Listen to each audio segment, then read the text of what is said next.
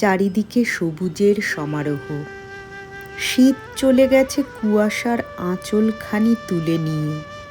সাদা ফুলের শোভা, জড়তাযুক্ত পাখিদের ডাকাডাকি, ঠোঁটে তাদের খড়কুটো, বাসা বাঁধার কাল।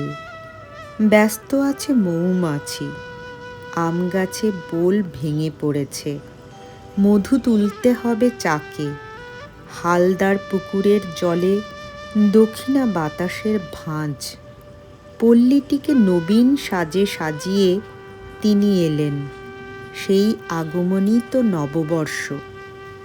মাকে পেয়েও সাধন ভজন না হওয়ার জন্য এক ভক্ত মায়ের কাছে সকাতরে আক্ষেপ জানালে মায়ের আত্মপ্রকাশ।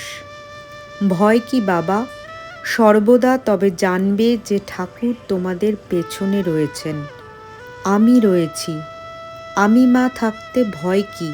ঠাকুর যে বলে গেছেন, যারা তোমার কাছে আসবে আমি শেষকালে এসে তাদের হাত ধরে নিয়ে যাব। যে যা খুশি করো না কেন, যেভাবে খুশি চলো না কেন, ঠাকুরকে শেষকালে আসতেই হবে তোমাদের নিতে। ঈশ্বর হাত পা অর্থাৎ ইন্দ্রিয়াদি দিয়েছেন, তারা তো ছুঁড়বেই, তারা তাদের খেলা খেলবেই। নমস্কার।